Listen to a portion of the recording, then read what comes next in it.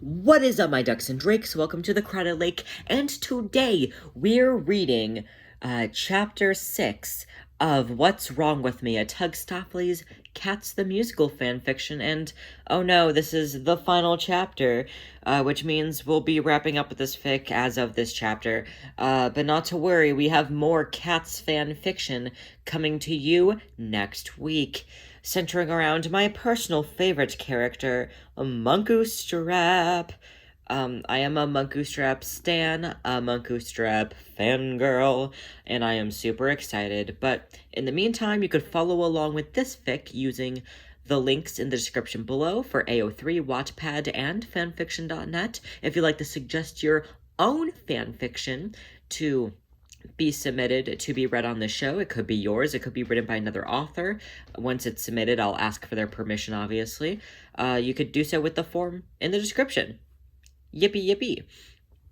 And it does not have to be from Wattpad. It could be from any fanfiction site. I'm not picky. I like fanfiction. And with that being said, here is Chapter 6. See, you're not a kitten.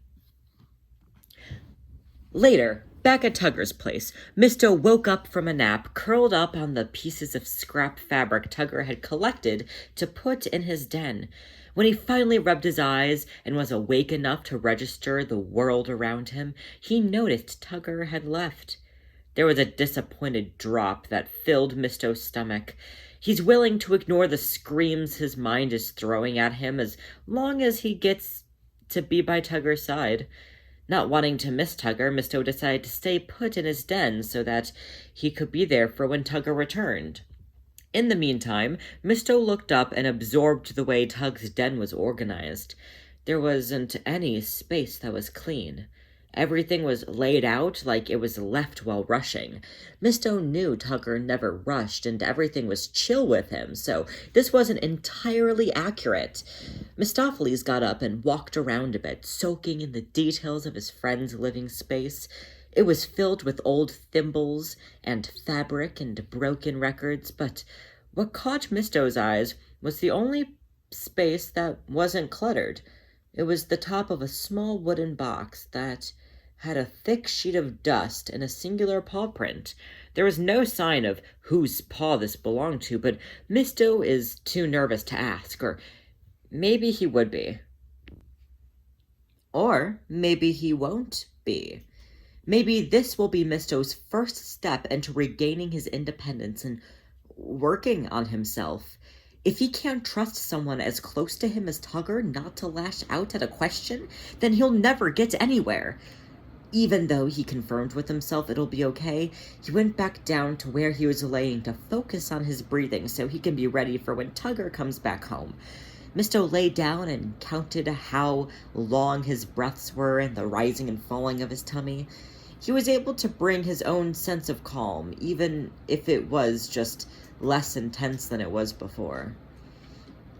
Soon, Tugger came back, his fur ruffled and his growled smile spread across his face. The first thing he did as he came through the door was look down at Misto, walking up to him and sitting crisscross to talk to him. "How you feeling? Any better?" Misto giggled at his care. "Oh, yes, of course. You're always an amazing help." Tugger wiggled where he sat. "Aw, shucks, you know you don't need to flatter me. My ego's big enough." It's true, you just know me so well. You make it so easy." Tugger let his eyes tell his story of love and care. Misto darted his eyes in between his friend and the box, looking back at Tugger and sticking with it.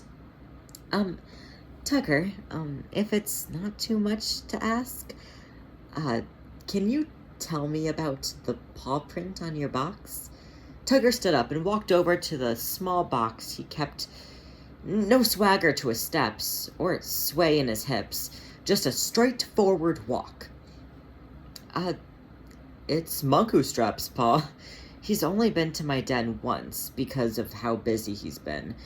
I know he loves me. He's a great brother, and I know I'm just the annoying younger sibling who is better than the other two, obviously." Tugger did a dramatic pose. But I miss him. I miss our relationship before he had to start preparing to be the patriarch of the Jellicle tribe.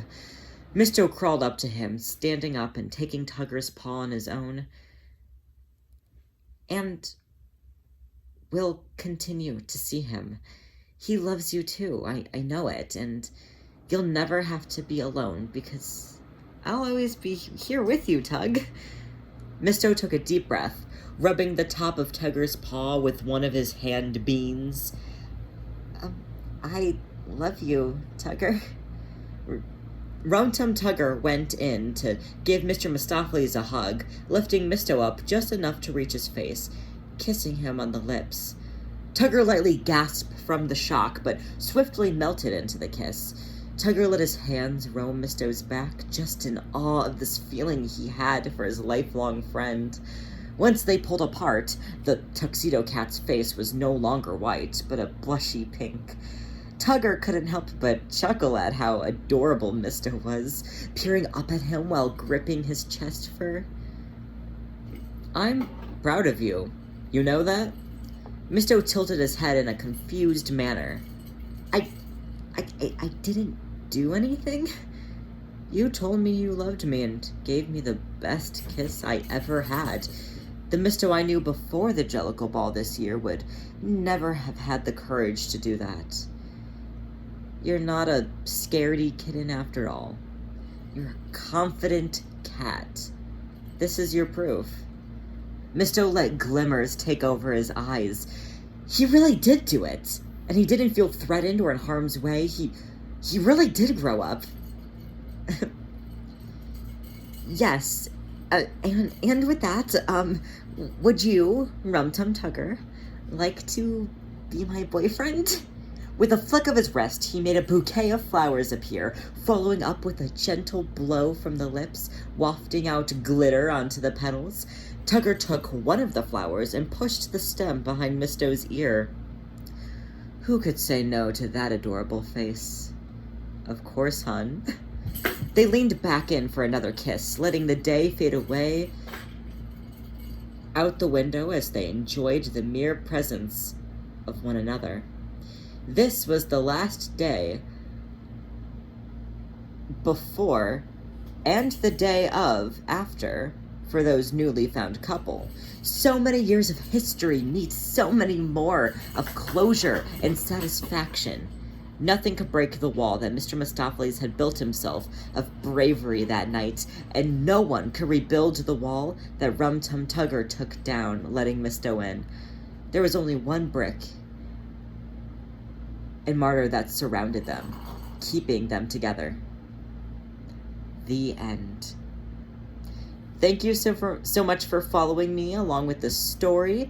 If you like cats and you'd like me to read more cats fanfic, just in general, because I love cats fanfic, go ahead and leave a comment in the comments, as one does. If you don't like cats or are okay with cats or just want to see a different topic, you can let me know too, and I'll try to find fics that match interests. Because, you know, if I was just reading for myself, then I wouldn't be recording it, one would say. Tee-hee-hee. I'd like to know what you guys like listening to. With that being said, thank you so much for joining me on this lovely journey of what is wrong with me. And, much like Mr.Mistoffelees trying to ask Tugger out, do your best.